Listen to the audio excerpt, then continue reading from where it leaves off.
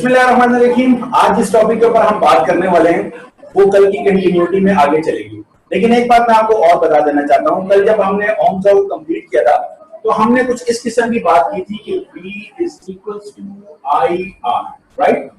ये जब हम बात करते हैं तो आपको ये बात ध्यान में रखनी चाहिए कि ये डिवाइस स्पेसिफिक बात है, या ये कहना चाहिए कि ये हम एक स्पेसिफिक कंडीशन के ऊपर अप्लाई करके बात कर रहे हैं। जबकि हम फिजिक्स में हमेशा ही चाहते हैं कि हम मटेरियल डिपेंडेंट हो, मटेरियल के ऊपर बात करें, ठीक है, बजाय कि हम उस मटेरियल की किसी खास स्पेसिफिक कंडीशन के ऊपर बात करें। मैं क्या चाह रहा हूं, मैं आपसे ये कहना चाह रहा हूं कि अगर आप लोगों ने अपने फिजिक्स की लैब में एक रेजिस्टर देखा हो जिसको हम कहते हैं वायर बाउंड रेजिस्टर, तो हम आपने देखा होगा अपने फिजिक्स की लैब के अंदर एक वायर बाउंड रेजिस्टर होता है जिसको हम कहते हैं रियोस्टेट। तो रियोस्टेट क्या होता है, वो वायर्स लपेटी होती हैं, उसके ऊपर एक स्लाइडर होता है, तो उस स्लाइडर से आप रेजिस्टेंस की वैल्यू को क्या करते हैं, मेंटेन कर रहे हैं। रेजिस्टेंस की वैल्यू ज्यादा चाहिए आपको, कम चाहिए, उसी को आप घुमा फिरा के एडजस्ट करते हैं। इसका मतलब वो जो वायर है, वो वायर जो है वो एक ही मटेरियल है, राइट, लेकिन उस वायर की मुख्तलिफ लेंथ आपको मुख्तलिफ रेजिस्टेंस की वैल्यू प्रोवाइड करती है। इसका मतलब ये हुआ कि वो जो रेजिस्टेंस है वो डिपेंड कर रही है उस खास लेंथ के ऊपर, जो भी लेंथ आपने एडजस्ट की हुई है। लेकिन अगर मैं उस लेंथ से इंडिपेंडेंट होकर मटेरियल बेस्ड बात करना चाहता हूं कि जिस मटेरियल की मैंने वायर ली है वो मटेरियल कैसे बिहेव कर रहा है, तो मुझे इसको क्या करना पड़ेगा, इस E की जगह, इस V की जगह पर मुझे E लिखना पड़ेगा। आपको याद होगा मैंने आपसे कहा था कि वोल्टेजेस क्या प्रोवाइड करते हैं, इलेक्ट्रिक फील्ड इंटेंसिटी। हम नॉर्मली बात करते हैं वोल्टेजेस की, लेकिन थ्योरी में मैंने वो बताया था कि वोल्टेजेस से पोटेंशियल डिफरेंस जो चीज हम डेवलप करते हैं वो इलेक्ट्रिक फील्ड इंटेंसिटी है, राइट। उसके बाद हम बजाय करंट की बात करने के हम किसकी बात करते हैं, हम करंट डेंसिटी की बात करते हैं, और रेजिस्टेंस की बात करने के बजाय हम किसकी बात करते हैं, रेजिस्टिविटी की। तो ये इक्वेशन आपको याद रहनी चाहिए। या अगर हमें ये कहूं कि करंट डेंसिटी ये which is the current density क्या होती है, तो आप बोलेंगे E अपॉन रो, राइट। तो ये फॉर्मूला भी आपके जहन में रहना चाहिए, current density electric field intensity upon resistivity. Okay, या इलेक्ट्रिक फील्ड इंटेंसिटी क्या है, is the product of current density and resistivity. अच्छा जनाब, फिर हमने कल आपको ये बात बताई थी कि अगर हमारे पास एक कंडक्टर है और उसकी जो रेजिस्टेंस है वो हमें 0 डिग्री पे कैलकुलेट करनी है, तो R नॉट का मतलब है this is the resistance at 0 degree Celsius. इस चीज को अच्छी तरीके से नोट रखिएगा ताकि आप अपनी लॉजिक में वो गलती ना करें कि इट इज 0 डिग्री सेल्सियस की बात होती है। तो जो रेजिस्टेंस है वो मैंने आपको बताया था वो रो L अपॉन A, ये हमारे पास फॉर्मूला है, ठीक है। अब अगर हम इसका जो टेम्परेचर है, यानी इसका मतलब ये है कि दिस इंप्लाइज दैट टेम्परेचर मेरे पास कितना था, 0 डिग्री सेल्सियस का, इसको मैं फर्स्ट टेम्परेचर कह देता हूं। अगर मैं सेकंड टेम्परेचर की बात करता हूं तो उसको मैं कह रहा हूं T डिग्री सेल्सियस। इसको मैंने स्मॉल टी से लिखा, हमारे कोर्स में स्मॉल टी है, आप इसको कैपिटल टी कर लीजिए, इसको सब पढ़ने वाला नहीं है, ठीक है। मैंने टेम्परेचर T1 से T2 कर दिया, जो कैपिटल T में कह रहा हूं, राइट। तो अब मुझे बताएं जो रेजिस्टेंस होगी, जो रेजिस्टेंस है उसको हम RT कह रहे हैं, और इस RT की वैल्यू के ऊपर मैंने आपसे बात करनी है वो क्या होगा, इसको हम ड्राइव करते हैं और उसका जो फॉर्मूला हमारे पास आता है RT का, वो हमारे पास आता है R not 1 plus alpha delta T। ये आता है, यहाँ डेल्टा T लिखने की जरूरत नहीं है। क्यों नहीं है, क्योंकि हम ये बात जानते हैं कि जो डेल्टा T है वो है T2 माइनस T1। तो delta T is equal to T2, तो मैंने क्या लिया हुआ है, T टेम्परेचर लिया हुआ है, और T1 मेरे पास कितना है, 0 है। तो डेल्टा T को मैं सिंपली क्या लिख सकता हूं, T लिख सकता हूं। तो मैं यहां पर क्या यूज करूंगा, मैं सिंपल T यूज करूंगा। इसका मतलब है अब मेरे अगर मैं न्यूमेरिकल कर रहा हूं तो मेरी बात और सिंप्लीफाइड हो गई कि जो टेम्परेचर मुझे दिया है किसमें, डिग्री सेल्सियस में, एज इट इज पुट करूंगा। Do I need to convert that degree Celsius temperature into Kelvin? The answer is no, because this T is basically this delta T. तो delta T क्यों नहीं लिखा, because the first temperature is 0 ना। तो बात तो वही है कि this T is basically for the difference in temperature, but the difference is taken from the 0 degree Celsius, right? So जो भी टेम्परेचर सेल्सियस में दिया हो यहाँ पुट कर दो, ये बात अच्छी तरह नोट कर लो, जो भी सेल्सियस में दिया है यहाँ पुट कर दो, कोई जरूरत नहीं है उसको करने की। अगर कभी वो पूछे कि टेम्परेचर कितना चेंज होगा, आपने टी ही निकालना है, क्योंकि बाय डिफॉल्ट दिस फॉर्मूला आपको जीरो से ऊपर के टेम्परेचर प्रोवाइड कर रहा होता है, राइट? क्योंकि जीरो से ऊपर आप कितना जा रहे हैं, तो जीरो उसने रेफरेंस दिया हुआ है अगर आप गर्म कर रहे हैं, जस्ट इन केस। तो ये फॉर्मूला हमारे पास है। जैसे कि हमने कल आपको बताया था कि रेजिस्टिविटी बेसिकली खास रेजिस्टेंस है, स्पेसिफिक रेजिस्टेंस। तो हम ये कहते हैं कि जो रेजिस्टिविटी है, जिसको मैं रो कह रहा हूं, वो डायरेक्टली प्रोपोर्शनल होती है किसके? रेजिस्टेंस के, क्योंकि resistance and resistivity are the same, मेरे लिए दोनों एक ही चीज है। तो मैं इस इक्वेशन में रेजिस्टेंस की जगह पे रेजिस्टिविटी भी यूज कर सकता हूं। तो मुझे क्या करना होगा? आर टी की जगह पे मैं rho T in resistivity at temperature T, this is rho nought 1 plus alpha T, ठीक है। लेकिन नॉर्मली हमारे पास ये ज्यादातर यूज होता है किसके अंदर? अपने एप्टीट्यूड टेस्ट के अंदर जो न्यूमेरिकल है वो रेजिस्टेंस बेस होते हैं, तो ये फॉर्मूला है। तो इस फॉर्मूले के जरिए हम सॉल्व करेंगे। तो मेरा ख्याल है ये फॉर्मूला अब आपको बिल्कुल क्लियर है। इसमें आर नॉट क्या है? Resistance at 0 degree Celsius.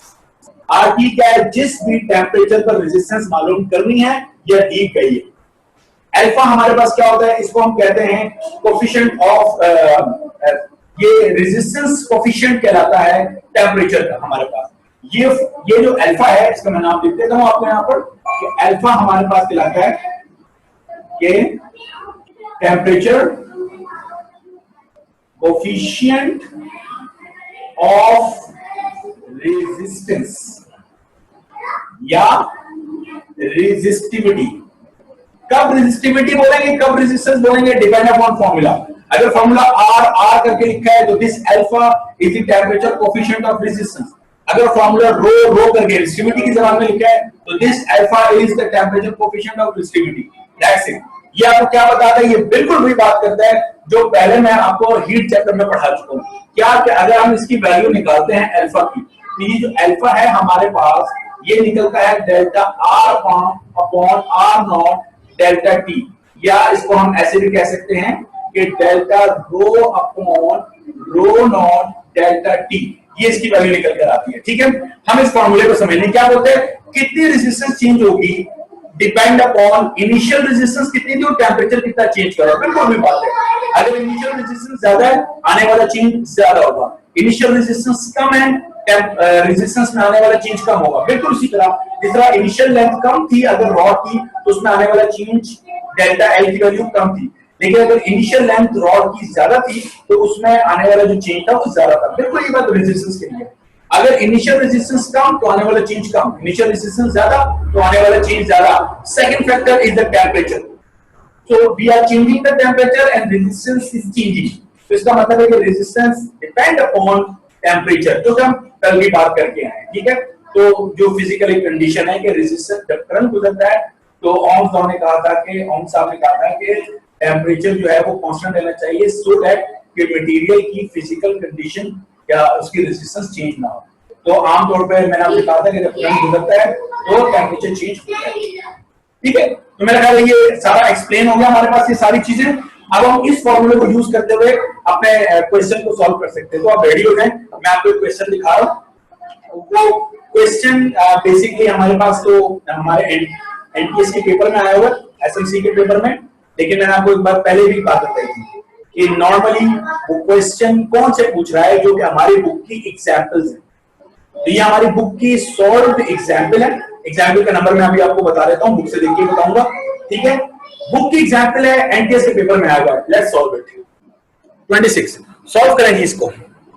The resistance of platinum resistor thermometer is 200 at 0 degree. तो 200 ओम 200 ओम उसकी रेजिस्टेंस है आर नॉट, क्योंकि 0 डिग्री से मैं पहचान रहा हूं। 0 डिग्री मेरे किसी काम का नहीं है, मैं पहले बता चुका हूं। और 257.6 ओम है जब उसको इमर्स कर देते हैं, डबो देते हैं हम हॉट बाथ में। अब उस हॉट बाथ का टेम्परेचर क्या है वही हमें मालूम करना है, what is the temperature of the bath. तो टेम्परेचर बाथ का क्या है, उसको टी कह दिया हमने, टी। तो अगर वो टी है तो this 257.6 ohm is your R T.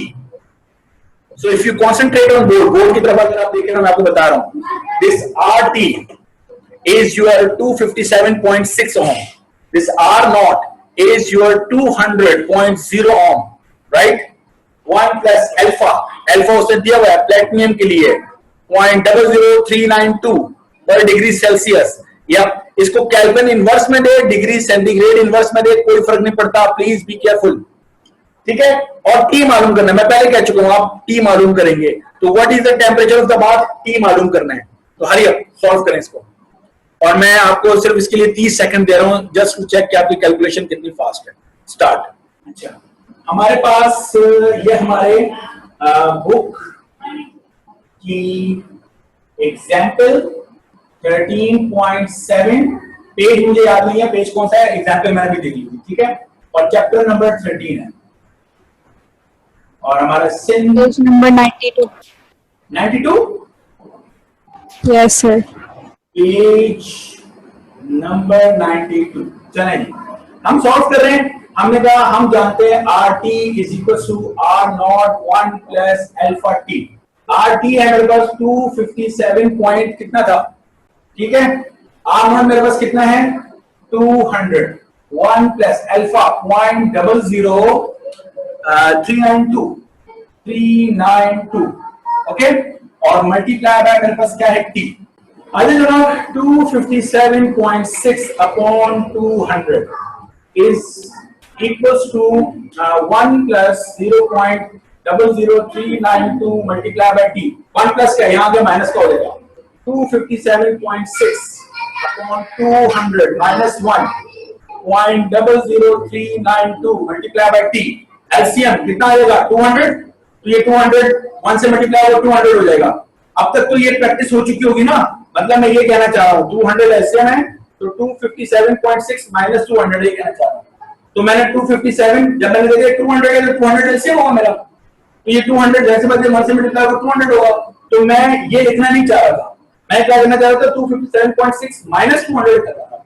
तो अगर 257 भी होता 200 माइनस होता तो कितना आता 57, तो ऊपर कितना आना चाहिए आपके पास 57.6। समझ आ रही मेरी बात, डिवाइडेड बाय क्या है 200, दैट्स इट। यहां पर क्या आ गया 0.00392 मल्टीप्लाई बाय टी। बताइए कोई इशू तो नहीं है इसके अंदर आप लोगों को, कोई इशू नहीं होगा। अब मुझे बताइए 200 है ना, इसके 2 जीरो को तो जरा छोड़ दो तुम लोग, मतलब मैं ऐसे कहना चाह रहा हूं 57.6 है तो मैं अगर 57 ये लिखता हूं 5 7 और 6 लिखता हूं तो पॉइंट को एक डिजिट राइट हैंड पे मूव करता हूं तो ये तो हो गया 10 की पावर -1, ठीक है। इसी तरह मैं 2 अगर लिखता हूं और ये 2 है तो पावर ये +2 है मेरे पास, क्या ख्याल है 200 का मतलब ये हुआ, तो ये पावर कितनी हो जाएगी मेरे पास ऊपर जाकर -3, ठीक है ना। तो ये पावर +2 थी तो ऊपर जाके -2 हो गई, तो ये टोटल -3 हो जाएगा। अब ये हो गया डिवाइडेड बाय 2 मेरे पास, तो 576 को का हाफ करना कोई इश्यू नहीं है, तो ये कितना हो जाएगा हमारे पास, तो 2 2 जा 4 17, तो 2 8 जा 16, फिर 16 2 8 जा 16, तो 288 ये हो गया। और बाकी क्या हो गया एक्सपोनेंट -3, ठीक है। और इज इक्वल टू क्या चल रहा है 0.00392 मल्टीप्लाई बाय टी। इसको इधर ले आओ तो 288 एक्सपोनेंट -3 अपॉन 0.00392 इनटू टी। अब इसको भी ऐसे ही कर लो, पॉइंट को 1 2 3 4 5 डिजिट राइट पे मूव कर दो, तो इट इज 392 एक्सपोनेंट -5 -3, तो -5 तो ये -2 यहां बच जाएगा, जो ऊपर जाएगा +2 हो जाएगा। तो मेरे पास 288 अपॉन 392 एक्सपोनेंट 2 इनटू टी। अब इसको डिवाइड करना है, कोई इश्यू नहीं बचा हमारे पास को डिवाइड करने का। देखिए हमारे पास है 288 और मैंने डिवाइड करना है, मैं थोड़ा सा और खुला करके कर दूं, मैं समझ रहा था जगह कम है यहां पे, ठीक है। 392 तकरीबन 400 और ये कितना है 288। तो जो डिवाइड होने वाला नहीं है पहले पॉइंट लगा के मुझे 0 लगाना पड़ेगा, क्या करें। अगर ये 28 पे तुम नजर रखो और इसको 400 समझो, 400 तो 400 का मतलब है 4 का टेबल पढ़ने जा रहा हूं, तो 4 4 4 1 4 4 2 8 4 3 12, अभी 28 है, 4 4 16 4 5 20 4 6 24 4 7 28, तो 4 7 28 मेरे पास बन रहा है। तो अगर मैं 4 7 से करता हूं क्योंकि ये देखो ये मेरे पास पूरा 400 नहीं है, तो इसलिए मैं 7 से 28 कर रहा हूं आराम से। तो अब मैं इसको मल्टीप्लाई कर दूं तो 7 2 जा 14, 1 कैरी ऊपर, और 7 9 जा 63, तो 64, तो 6 ऊपर, और 7 3 जा 21, 21 में 6 डाले तो 27। तो 0.7 पे तो मैं आ चुका हूं। तो एक तो ये कि अगर मैं अपने ऑप्शंस को देखूं तो मेरे ऑप्शन में ऐसा कौन सा है जिसमें पहला 7 आ रहा है? जल्दी से मुझे बताओ, मेरे ऑप्शन में ऐसा कौन सा है जिसमें पहला 7 आ रहा है? मैं आगे सॉल्व करता हूं, लेकिन चलो मैं शेयर करूं screen. Option E. Option E, देखे ना 7 आ रहा है जिसमें, मतलब यहां से मैं इसको पकड़ चुका हूं, इस क्वेश्चन को, अपने जवाब को पकड़ चुका हूं मैं, कि मेरा जवाब, मेरा ऑप्शन जो है ना वो मेरा ऑप्शन ई बन रहा है। आप लोगों की समझ में आई ये बात? अच्छा, नेक्स्ट अब क्या करोगे आप बताओ, नेक्स्ट क्या करोगे इसमें जी? देखो ये 10 है, 10 में से 4 गया तो कितना आ गया 6, तो ये कितना हो जाएगा 7, 7 में से क्योंकि 1 कैरी ले चुका ना, तो 7 में से 4 गया कितना आ जाएगा 3, 8 में से 7 गए कितना आ जाएगा 1, और ये तो कुछ नहीं है 136, तो पॉइंट तो मैंने लगा हुआ 0। फिर कोई बात है कि ये है मेरे पास 13, और इसको तकरीबन 392 को 400 समझो, तो 13 है, 4 1 4, 4 2 8, 4 3 12, 4 4 16, 16 हो जाएगा, दिस इज 13, तो 4 3 12 होगा, तो मुझे 3 से मल्टीप्लाई करना चाहिए। मेरा ख्याल है मैं समझाने में कामयाब हो रहा हूं। तो अब इसको मल्टीप्लाई करो, तो 3 2 कितना आ जाएगा 6। वैसे मुझे आगे करने की जरूरत नहीं, सिर्फ बता रहा हूं, ठीक है, क्योंकि 0.73 मैं हासिल कर चुका हूं, और ये देखिए 0.73, और ये पावर 2 है तो t है, तो पावर 2 मैं मल्टीप्लाई करूंगा तो कितना बन जाएगा 73, तो 73 पॉइंट जो भी है वो मेरा आंसर है। मेरा आगे करने की जरूरत नहीं है, आप समझ गए होंगे। सही है, ऑप्शन ई समझ में आया आप लोगों के? किसी को एतराज हो तो मुझे बता देंगे जी, मुझे एतराज है या समझ में नहीं आ रहा, प्लीज। इसकी जो डिवीजन थी वो आपने 4 के टेबल से की है ना? क्यों की है इसको ये 3 बताओ मुझे। सर क्योंकि आपने कहा कि ये एक तरह से 400 के करीब है। यस 392। देखो मैं आपको ना शुरू दिन से एक बात कहता आया हूं, शुरू दिन से, और वो मैं ये कहता आया हूं कि अगर तुम इसको एग्जैक्ट डिवीजन पर जाओगे ना तो तुम फंसोगे, तो तुम इसको कुछ अप्रोक्सीमेट करो, मेरी बात समझ रहे हो, तुम इसको अप्रोक्सीमेट करो। 392 तकरीबन 400, तकरीबन 400, तो 400 है, तो मैंने 4 का टेबल अपनी खोपड़ी में बिठा दिया। फिर मैंने कहा ये इसका इसमें लिखा था तो 28, तो ये 28 मुझे नजर आ रहा है, तो मैंने कहा 4 का टेबल 28 पे मैंने जाना है, तो ऑटोमेटिकली मैं 7 पे पहुंच गया। फिर मैंने देखो जब ये माइनस करके 136 मेरे पास आ गया, तो फिर 0 पे मैं पॉइंट लगाया तो 0 लगाया। फिर मैंने वही सोचा कि ये 400 है और ये 13 है, तो मैंने 4 कर देखो 13 तक, तो 4 3 12, तो 4 4 16, 16 तो बड़ा हो जाएगा, तो 4 3 12, तो 13, बिल्कुल करीब करीब है। समझ आ रही है? बिल्कुल, यानी हमने एक छोटी डिवीजन को ध्यान में रखते हुए एक बड़ी डिवीजन को से कंपेयर किया और अपने मसले को हल कर लिया। ये मैं टेक्निक आपको पहले दिन से समझाने की कोशिश कर रहा हूं, बजाय ये कि तुम कहो कि कोई जादू की छड़ी हो जो मैथमेटिक्स की टेक्निक बताए और हम क्वेश्चन डिवीजन की ये सब को सॉल्व कर रहे हैं उसी तरीके से। अगर ऐसी कोई छड़ी होती जादू की या ऐसी कोई बातें होती तो आपको बचपन से समझाया जाता ना। सो technique is use statistics. Statistics का मतलब होता है कि प्रोबेबिलिटी को यूज करें, चांसेस को यूज करें, ओके, और ये साइंस में है। अब हमारी बुक का एक न्यूमेरिकल भी है और एग्जाम्पल भी सॉल्व है। मैं आपसे किसकी बात करूं, ये क्वेश्चन है, मैं जब ढूंढने में टाइम लग जाएगा इसमें, ये भी हमारे पास आया हुआ है, ठीक है। तो मैं अब क्या करता हूं कि क्वेश्चन बताता हूं और आप उसको मुझे सॉल्व करके बताएं कि वो क्वेश्चन कैसे सॉल्व होगा, या इसको होमवर्क के तौर पे सॉल्व कर ले। और वो क्वेश्चन है हमारे पास एक, ये एग्जाम्पल भी है 13.1 13.2 में एग्जाम्पल भी है हमारे पास, आप उसको भी कर सकते हैं, ठीक है।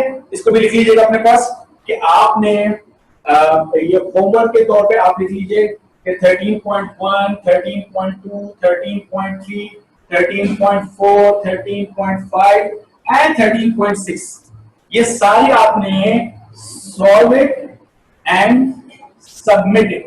हमारे पास जो बुक में न्यूमेरिकल है, बुक में उसमें है एग्जाम्पल जरूर सॉल्व करनी है। मैं आपको पहले कह चुका हूं एनटीएस को जो न्यूमेरिकल दे रहा है वो आपके सॉल्व एग्जाम्पल्स हैं, प्लीज बी केयरफुल।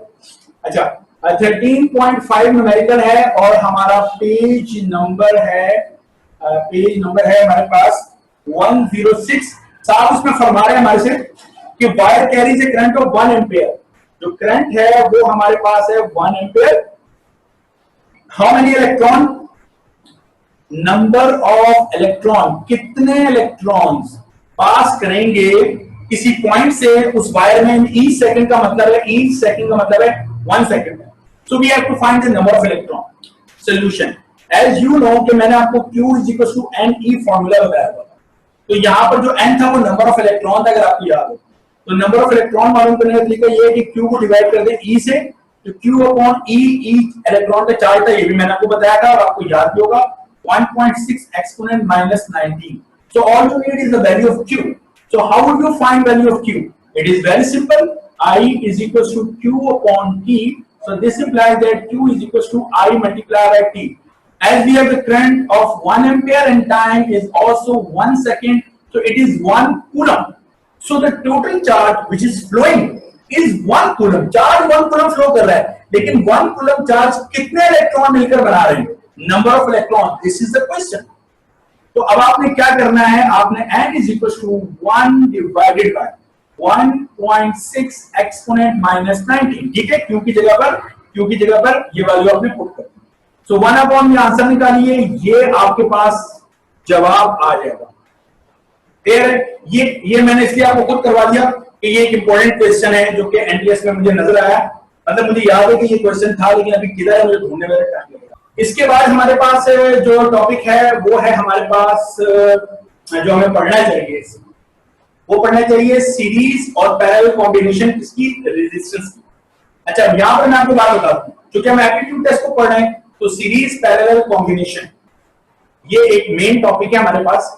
और दो किस्म की हमारे पास कंपोनेंट होते हैं जिसको हम सीरीज और पैरेलल में पढ़ते हैं। एक हमारे पास रेजिस्टर है, एक हमारे पास कैपेसिटर है। मैं दोनों को साथ लेके चलूंगा और ये क्वेश्चन एग्जाम में आता है आपके एमसीक्यूज के अंदर, ठीक है, न्यूमेरिकल बेस होता है। फिर मैं बताऊंगा उसको कैसे सॉल्व करना है।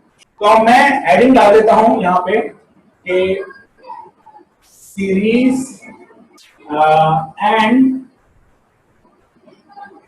Parallel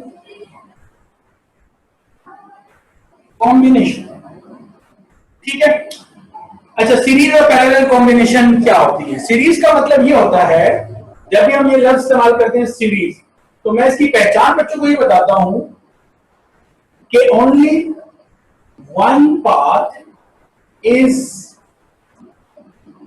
available for flow of charge या करंट। जब अगर कैपेसिटर की बात करेंगे तो चार्ज गुनगुनाएंगे, और अगर रेजिस्टर की बात करेंगे तो करंट, बहरहाल सेम बात है। पैरेलल के बारे में मैं ये कहता हूं कि मोर देन वन पाथ, मोर देन वन का मतलब है 2 या 3 या 4 या 4000, तो मोर than one path is available for the flow of charge या करंट। ओके, अब देखिए क्या है। मिसाल के तौर पे ये हमारे पास सिंबल है रेजिस्टर का, एक लगाया, ये हमने दूसरा लगाया, ये हमने तीसरा लगाया, ठीक है। इसको हमने कनेक्ट कर दिया किसके साथ, एक बैटरी के साथ, जिसके वोल्टेज V है। इसमें से जो करंट फ्लो करेगा वो है I। पहला रेजिस्टर R1, दूसरा R2, तीसरा R3। जो करंट I इसमें से आ रहा है, इस करंट I के पास एक ही रास्ता जाने का, वो हर हाल में R1 से गुजरेगा, हर हाल में R2 से गुजरेगा, हर हाल में R3 से गुजरेगा and return to the battery. तो करंट के फ्लो के कितने रास्ते हैं? Only one path. तो ये R1, R2, R3 तीनों आपस में कैसे कनेक्टेड है? सीरीज। अब यहां देखिए आप, ये एक रेजिस्टर, ये हमने दूसरा लगाया और ये हमने तीसरा लगाया।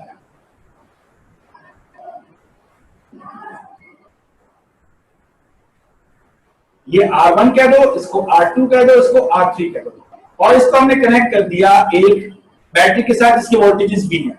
गुजरने वाला करंट I है, जब वो इस नोड पे पहुंचेगा, नोड A कह दो, इसको नोड B कह दो। तो जब ये करंट यहां पहुंचेगा, now the current has more than one path available for the flow of charge. तो करंट का कुछ हिस्सा इस तरफ चला जाएगा, जो R1 से गुजरेगा, नेम इट I1, जो R2 से गुजरेगा, नेम इट I2, जो R3 से गुजरेगा, name it I3। So current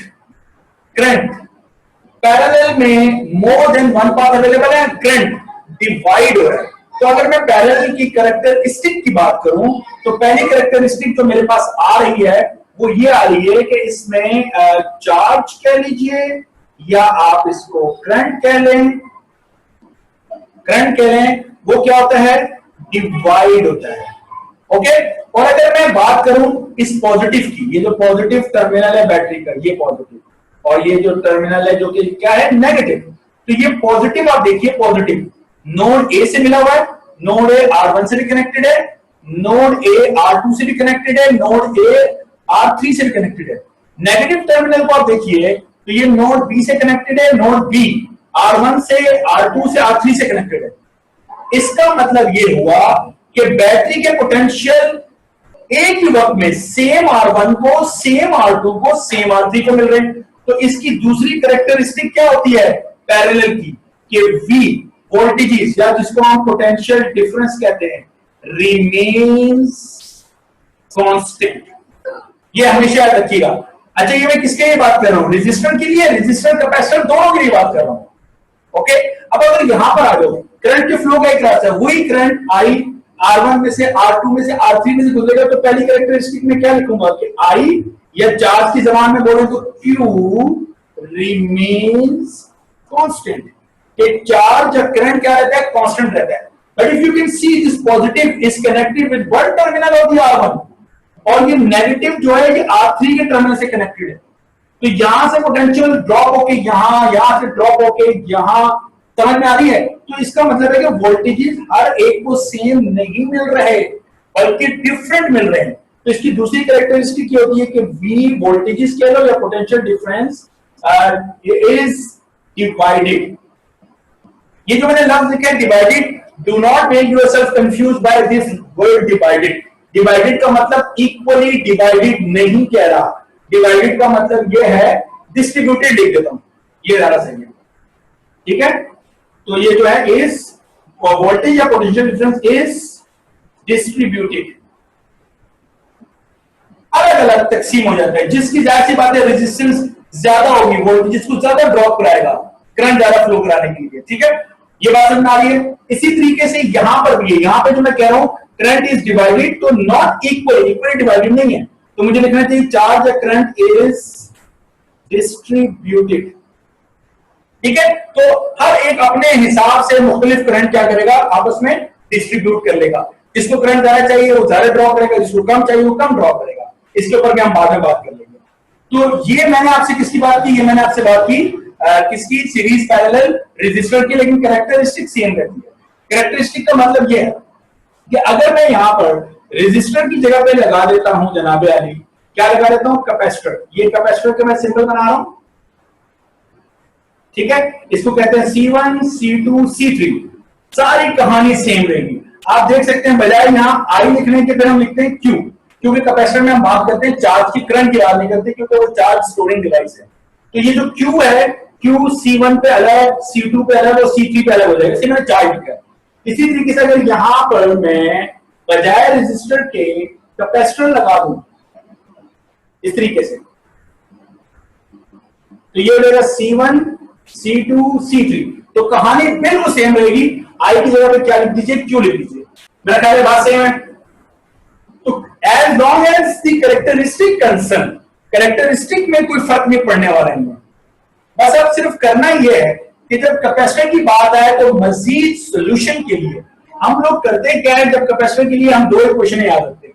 एक तो इसकी मेन इक्वेशन है कैपेसिटर के लिए, Q is equal to CV। अब इसमें Q क्या है, वो चार्ज जो कि फ्लो कर रहा है उसे हम कहते हैं Q। C क्या है, हमारे कैपेसिटर की कैपेसिटेंस जो भी दी गई है हमें, और V क्या है, ये वोल्टेजेस होते हैं। तो पैरेलल में तो वोल्टेजेस सेम रहते हैं, सीरीज में C1 के वोल्टेजेस V1, C2 के V2, C3 के V3, जो भी वोल्टेजेस हो। तो this is voltages, this is capacitance and this is charge. एक तो ये क्वेश्चन याद रहनी चाहिए किसके लिए, कैपेसिटर के लिए। और अगर मैं रेजिस्टर के लिए बात कर रहा हूं तो V is equal to IR, that's it. ठीक है, कैपेसिटर के लिए Q is equal to CV याद रखना है, और रेजिस्टर के लिए ऑन को याद करना है, V is equal to IR, जिसमें V वोल्टेज, I करंट और R रेजिस्टेंस होती है। ओके, दूसरी बात सीरीज पैरेलल की, हमारे पास कैपेसिटर और रेजिस्टर के लिए अलग अलग इक्वेशंस है। वो इक्वेशन भी बड़ी सिंपल सी, वो इक्वेशन भी मैं बता देता हूं। मैं तो इस डायग्राम को मिटा देना चाहता हूं। देखो इक्वेशन हमारे पास ये है कि जब हम सीरीज की बात करते हैं तो कैपेसिटर के अंदर याद रखिएगा जो इक्विवेलेंट कैपेसिटेंस है, इक्विवेलेंट कैपेसिटेंस वो क्या होती है 1/C1, 1/C2, 1/C3। तो नॉर्मली 3 की हम बात करते हैं। वैसे तो मैं अगर बात करूं ना आपसे एप्टीट्यूड टेस्ट की, तो मुझे सिर्फ 2 की बात करनी चाहिए। एप्टीट्यूड टेस्ट में तो हम क्योंकि जो हमारे न्यूमेरिकल है तो 2 कैपेसिटर 2 रेजिस्टर, इससे ज्यादा की बात नहीं है। कोई हम एग्जाम नहीं देने जा रहे जिसमें बड़े लॉन्ग जो है वो न्यूमेरिकल आ जाएंगे। तो फॉर टाइम बीइंग सिर्फ 2 की बात करते हैं। तो इक्विवेलेंट कैपेसिटेंस क्या होगी? अच्छा, इक्विवेलेंट कैपेसिटेंस का मतलब भी मैं आपको समझा देता हूं, ठीक है। बट 1/C1, 1/C2 और अगर रेजिस्टर होगा तो इक्विवेलेंट रेजिस्टेंस क्या होगी? R1 plus R2। तो रेजिस्टर होगा तो सिंपल ऐड कर दो, कैपेसिटर होगा तो अपॉन करके ऐड करो। इसी तरीके से पैरेलल में आ जाओ। अगर पैरेलल हमारे पास कैपेसिटेंस है तो वो क्या होगा? सिंपल एडिशन, सिंपल ऐड कर दो। और अगर हमारे पास रेजिस्टर है तो वो हमारे पास क्या होगा? अपॉन करके ऐड होगा 1/R1 plus 1/R2। That's it, ठीक है। इस मौके पर हम एक चीज समझ सकते हैं और वो चीज ये समझ सकते हैं, मिसाल के तौर पे अगर हम क्या करते हैं कि हम एक कैपेसिटर लेते हैं, फर्स्ट करें 2 वैल्यू का, और एक कैपेसिटर लेते हैं हम 4 वैल्यू का, राइट। और इन दोनों को मैंने सीरीज में लगाया और इनको सीरीज में लगाकर मैं इनकी इक्विवेलेंट कैपेसिटेंस नोट करूं तो सीरीज का फॉर्मूला ये है। तो आप बोलेंगे 1/CEQ is equal to 1/2 plus 1/4। तो एलसीएम कितना आ जाएगा? 4 आ जाएगा। आपके पास क्या ख्याल है? तो ये हो जाएगा 2 प्लस 1, तो ये हो जाएगा 3/4। तो ये हो गया 1/CEQ। क्योंकि मुझे CEQ चाहिए तो मैंने इस इक्वेशन को पलट दिया, तो इसको भी पलटूंगा तो ये हो जाएगा 4/3, राइट। और अगर मैं 4 को 3 से डिवाइड कर रहा हूं तो 4 3 1 3 1.033 9, तो 1.33। तो मेरे पास आंसर आ रहा है 1.33, ठीक है। और जो भी कैपेसिटेंस का यूनिट है, आमतौर पर कैपेसिटेंस का यूनिट होता है माइक्रोफैरेड के अंदर, माइक्रोफैरेड के अंदर होता है। तो आप देख सकते हैं मेरे पास अपनी कॉम्बिनेशन में सबसे छोटी वैल्यू क्या थी? 2, और मेरा आंसर 2 से भी कम है। ये बड़ी अहम बात बता रहा हूं, उसको अच्छी तरह याद रखो। सबसे कॉम्बिनेशन सीरीज में सबसे छोटी वैल्यू क्या थी? 2, और मेरा आंसर उससे भी क्या आ रहा है? छोटा आ रहा है। तो जब भी अपॉन करके ऐड करते हैं, अपॉन करके, ये कैपेसिटर या रेजिस्टर के लिए खास नहीं है। ये जो जवाब मैं बता रहा हूं इसकी वजह अपॉन करके ऐड करने में, अपॉन करके। तो जब भी आप अपॉन करके ऐड करेंगे तो जो भी आपकी कॉम्बिनेशन में सबसे स्मॉलेस्ट है, आपका आंसर उससे भी स्मॉलर आएगा। तो हम इसको क्या बोलेंगे? जब भी हम इस तरह करेंगे, इस तरीके से, तो हम बोलेंगे कि smaller than the smallest, smaller than the smallest, smallest से भी छोटा आंसर, सबसे छोटे से भी छोटा आपका आंसर होगा। इसी तरीके से यहां पर यही काम अपॉन ऑफ रेजिस्टेंस पे कर रहे हैं। तो हमारा रेजिस्टेंस, यानी फर्स्ट करो, अगर ये रेजिस्टर होता मेरे पास, ठीक है, अगर ये इस तरीके से 2 रेजिस्टर लगे होते मेरे पास, ऐसे करते, एक 2 वाला और एक 4 वाला, तो मुझे ये करना था ना 1/2 1/4। इसी तरह सॉल्व करता तो मेरा आंसर 1.33 आता, किसमें? ohms में आ रहा होगा, राइट। आखिर में पलट देता जब मैं, तो बिल्कुल ये आंसर आना था मेरे पास। तो मेरा आंसर मेरी कॉम्बिनेशन की सबसे छोटी से भी छोटी वैल्यू है। तो जब भी अपॉन करके ऐड करेंगे आप लिखेंगे स्मॉलर देन द स्मॉलेस्ट, जो सबसे छोटा है उससे भी छोटा आपका आंसर होगा। तो ये अपॉन करके, तो रेजिस्टर में जब अपॉन करके करेंगे तो सबसे छोटे से छोटा, तो सॉरी ऐसे बात कर रहे हैं कि रेजिस्टर में पैरेलल में जो भी सबसे स्मॉलेस्ट वैल्यू उससे सबसे छोटा आंसर आएगा, और कैपेसिटर में सीरीज में जो सबसे छोटा है उससे भी छोटा आंसर आएगा। ओके, अच्छा, अब अगर हम इनकी बात करें, इसके लिए कोई ऐसी बात हो सकती है? तो चूंकि ये सिंपल एडिशन है तो इसके लिए आप ये कह सकते हो कि आपकी कॉम्बिनेशन में जो सबसे बड़ा है उससे भी बड़ा होगा। लेकिन इसके ऊपर सिर्फ बात करने की जरूरत नहीं है, क्योंकि सिंपल एडिशन है, जो भी है सिंपल जमा कर दो ना, 2 सेकंड ही लगेंगे, जवाब आ जाता है। तो बाहर ये जो अपॉन वाले हैं इनको याद रखना जरूरी है। मिसाल के तौर पे अगर इस तरीके से 2 4 दिया हुआ है और ऑप्शन में वो कहता है कि बताइए, ए ऑप्शन है मेरे पास, वो कहता है कि जनाब अली 3 होगा, बी ऑप्शन में वो कहता है कि जी 1.5 होगा, सी ऑप्शन में वो कहता है कि 2 होगा, डी ऑप्शन में वो कहता है कि 4 होगा। तो मुझे ये सिलेक्ट करना चाहिए कि जो सबसे छोटा है उससे भी छोटा आंसर आना चाहिए। तो 2 नहीं आएगा, उससे भी छोटा 1.5। गलत बात है, 1.33 एग्जैक्ट कैलकुलेशन में आ रहा है, लेकिन मैं आपको गैस वर्क बता रहा हूं। ओके, तो इस तरीके से मैं ऑप्शन को सिलेक्ट कर सकता हूं। मेरा ख्याल है बात समझ में आ रही होगी, ठीक है। और ये जो सीरीज पैरेलल की कैरेक्टरिस्टिक्स मैंने आपको बताई थी, ये बहुत अहम है। अच्छा, ये आपको नजर आ रहा है क्लास? ये देखिए सीरीज में 2 कैपेसिटर लगे हुए हैं, 12 माइक्रोफेरेड का और 24 माइक्रोफेरेड का, ठीक है। और जो वोल्टेजेस उसने लगाए हुए हैं वो है 360 वोल्ट, कोई इशू नहीं है। कह रहा 2 कैपेसिटर है, C1 C2 दोनों वैल्यू दी हुई है, तस्वीर में भी नजर आ रहा है, सीरीज में है वो भी हमें समझ में आ रहा है, और 360 वोल्ट है वो भी हमें नजर आ रहा है। Calculate charges on C1 and C2 respectively. अब चार्जेस C1 C2, अब मुझे बताओ, सबसे पहले बताओ सीरीज में चार्ज क्या रहता है? सेम रहता है। तो क्या मेरा ये जो ऑप्शन है ई, ये हो सकता है 2 डिफरेंट चार्जेस? No sir. क्या मेरा डी ऑप्शन हो सकता है different charges? No sir. C option हो सकता है? No sir. तो 3 ऑप्शन तो आपके गए कितनी आसानी से, सिर्फ इस थ्योरी को ध्यान में रखते हुए, सिर्फ इस ऑप्शन को ध्यान में रखते हुए कि जो चार्जेस हैं आपके पास वो सेम रहने चाहिए, सीरीज में करंट या चार्ज सेम रहता है। 3 ऑप्शन तो आपके गए, 2 ऑप्शन उसने जानबूझकर दे दिया, अब दोनों सेम दिए, या ए हो सकता है या बी हो सकता है। क्या ख्याल है? ये 12 माइक्रोफेरेड है और ये 24 माइक्रोफेरेड है। माइक्रोफेरेड को भी छोड़ दीजिएगा, और यहां पर उसने जो लगाया हुआ है वो 360 लगाया हुआ है। बड़े अच्छी वैल्यूज दी है आसान कैलकुलेशन के लिए। अच्छा, अब मुझे बताओ कि अगर मुझे मालूम करना है चार्ज, तो मैंने कहा था कैपेसिटर में किसको आपने यूज करना है, इसको यूज करना है, तो Q is equal to CV। अब चूंकि 2 कैपेसिटर आपको वोल्टेज तो आपको पता है वो कितना आपके पास, वोल्टेज तो आपके पास कितना है 360। तो ये तो हो गया मसला हल। अब चलो मसला किसका है आपके पास? C का। ये रखें ये रखें। अरे भाई जब आपस में ये सीरीज में लगे तो इक्विवेलेंट रखूंगा ना, इक्विवेलेंट कैपेसिटेंस रखूंगा। तो इक्विवेलेंट कैपेसिटेंस सीरीज में कैसे निकालते हैं? अपॉन करके ऐड करते हैं। तो 1/CEQ अगर मैं निकालता हूं तो 1/12 प्लस 1/24 है ना। तो अगर आप देखो एक बात जरा गौर से लिखना, बड़े गौर से लिखना। एलसीएम लेने का एक तरीका ये है कि हम इन दोनों को क्या कर दें, मल्टीप्लाई। तो 12 मल्टीप्लाई बाय 24। अगर ये तरीका किसी को नहीं मालूम तो बाद में मुझसे पूछ ले। इन दोनों को मल्टीप्लाई कर दो, एलसीएम आ जाएगा। उसके बाद इसको इससे और इसको इससे मल्टीप्लाई करो, तो ये 24 बन जा 24 प्लस प्लस है तो प्लस लगाया, और 12 बन जा 12। ये तरीका है। उसके बाद क्योंकि मुझे 1/CEQ नहीं, मुझे CEQ चाहिए, तो मैं इसको पलट रहा हूं। तो CEQ बेसिकली मेरे पास क्या हो जाएगा, 12 into 24/24 plus 12। तो मैं यहां से CEQ का डायरेक्ट फॉर्मूला भी बना सकता हूं, और वो क्या है, C1 multiplied by C2 upon C1 plus C2। ये देखें, C1 multiplied by C2 upon C1 plus C2। तो याद रखिएगा, बजाय आप इसको ऐसे करने के, ये जो मैंने बताया ना 1/C1, यानी 1/C1 plus 1/C2 करने के, आप इसको directly C1 multiplied by C2 upon C1 plus C2 कर सकते हैं।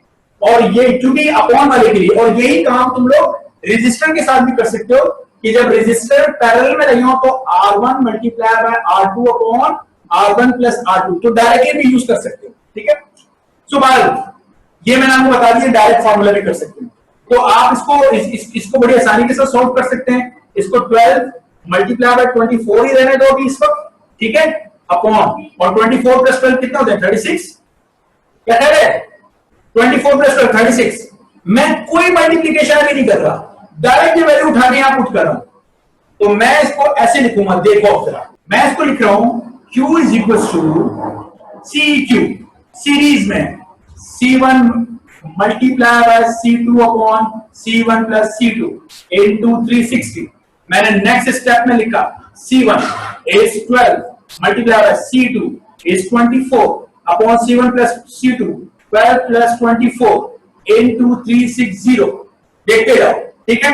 फिर मैंने लिखा Q is equal to 12 into 24 upon, ये हो गया 36 मल्टीप्लाई बाय 360। 36 से 36 कैंसिल, 36 बन रहा, 36 बन रहा, और 1 के साथ 0 10 आ गया, तो Q इज इक्वल टू, अब ये हमारे पास 12 इंटू 24 जो भी आएगा उसको किससे मल्टीप्लाई करना है, तुमने 10 से मल्टीप्लाई करना। तो मुझे बताओ 24 और 12 की मल्टीप्लीकेशन में क्या इशू है? 2 4 जाए, 2 2 जा 4, 288 सर, 288 और 1 2 जा 2, कितना होगा 8 8 2, ऐसे ही ना? वेरी गुड, जिसने भी बताया था वेरी गुड। कितना था 288 ना, और मल्टीप्लाई बाय 10 तो कितना हुआ 2880। अच्छा 2880 के साथ यूनिट क्या लगाऊं मैं, ये समझ में आ गया? ऑप्शन क्या आ रहा है हमारे पास? Option A 2880, 2880। अब मुझे एक बात बताओ, इसने जवाब में 10 की पावर 6 लिखा है, ये कहां से आ गया? सर माइक्रो की पावर माइक्रोकूलम। माइक्रो -6 है, गुड चाहिए। और ये -6, एक मिनट मैं स्क्रीन हटाऊं, तो ये -6 क्यों है? देखो यहां देखो, ये जो सी है हमारे पास, ये किसमें था? माइक्रो फेरेड में, माइक्रो साथ में था, तो ये कैपेसिटेंस का जवाब हमारे पास किसमें आ गया था? माइक्रो फेरेड में, और मल्टीप्लाई बाय क्या था? वोल्ट। तो हम यहां से देख सकते हैं कि फेरेड को जब भी मल्टीप्लाई करो वोल्ट से, तो चार्ज का यूनिट क्या बनना चाहिए? कूलम। ठीक है ना, चार्ज की यूनिट कूलम होता है ना हमारे पास, तो मैं कह रहा हूं कि फेरेड मल्टीप्लाई बाय वोल्ट कूलम, तो ये कूलम तो हमारे पास आ गया, साथ में ये माइक्रो जो अभी तक चिपका हुआ है ना, तो वो 10 की पावर -6। जी ये क्वेश्चन आप लोग मुझे बताइए, क्लास हरी अप। उसी तरह कैपेसिटर है हमारे पास सीरीज में दिए हुए हैं, और क्या पूछ रहे हैं? Calculate the potential difference across each capacitor. Class potential difference same रहना चाहिए, डिफरेंट होना चाहिए? डिफरेंट होता है। डिफरेंट होता है, वेरी गुड। अच्छा अब एक बात तो ये है कि देखिए, एक उसने दिया हुआ 6 और एक उसने दिया हुआ 12, नजर आ रहा है आपको? तो ये कितनी रेशो बन रही है? 1:2 बन रहा है, 1:2 है ना, 6 and 12। Ji sir. तो क्या तुम 180 को 1:2 में डिवाइड कर सकते हो? मुझे ये बताओ, जितने बैटरी के वोल्टेजेस हैं, इन दोनों को सम करो तो क्या इन दोनों के वोल्टेजेस बनने चाहिए नहीं बनने चाहिए? पहले बताओ। ये देखो, ये 360 वोल्ट है, तो मैंने कहा कि ये वोल्टेजेस सीरीज में क्या होते हैं? डिवाइड होते हैं, डिस्ट्रीब्यूट होते हैं, तो यही वोल्टेजेस इधर इधर मिलने चाहिए। फर्ज कर लो मसला 360 में से 300 इसको मिले, तो इसको कितने मिलेंगे? 60। तो इन दोनों का सम हमेशा इसके बराबर होता है। मैं आपसे ये कहना चाह रहा हूं, एक टेक्निक तो ये कि तुम अपने आंसर को जरा ऐसे चेक करो। पहले तो ये बताओ, वो कौन से दो हैं जिससे 180 बन रहा है आपका? 25 25 180 बन रहा है, 25 25 50 बन गया, 180 तो नहीं बना ना? नहीं हो सकता answer? Sir option number B. Yes या नो? नो। डी पे आ जाओ। 50 और 65, सॉरी 30 और 65, क्या ये 180 बनता है? बिल्कुल नहीं बनता। क्लास 68 और 96, क्या ये 180 बनता है? ऑप्शन ए 98 और 32, क्या ये 180 बनता है? नहीं सर। और ऑप्शन 120 और 60, बनता है। जी सर। सर ये बनता है। क्या ये वही रेशो है जो यहां पर है? 6 12, 6 1 जा 6 2 जा 1:2, एक और उसका डबल 12, क्या ये भी उसी तरीके से है कि एक 60 और एक उसका डबल 120? क्या इसको बगैर सॉल्व किए तुम जवाब पे पहुंच पाए या नहीं पहुंच पाए? मुझे यस या नो में जवाब दो। जी sir. Totally the game of characteristic of series and parallel combination. This is just a game. This is not a numerical. आपको 180 ही यहां पर इन दोनों का सम 180 मिलना चाहिए, एंड यू कैन सी उसने कितना आसान बना के दिया हुआ है। हो सकता है कोई कॉम्बिनेशन ऐसी हो, एक मिसाल के तौर पे वो 100 कर देता, दूसरी 80 कर देता, तो और एक 120 और एक 60 कर देता, फिर हम फंसते ना, लेकिन हम फिर भी नहीं फंसते। क्यों? क्लास मैं ये कहना चाह रहा हूं, एक उसने दिया हुआ 6, एक उसने दिया हुआ यहाँ पर 12, और ये उसने हमें दिए हुए हैं कितने? 180। तो एक ऑप्शन उसने बी हमें बताया हुआ है कि एक है 120 और 60, तो 120 60 80। फर्स्ट में एक ऑप्शन होता है 100 और 80, तो इन दोनों का प्लस भी तो 180 बन रहा था, नजर आ रहा है? 100 और 80 का प्लस भी तो 180 बन रहा है। तो ये ऑप्शन क्यों नहीं हो सकता? Because this is not in the ratio 1:2।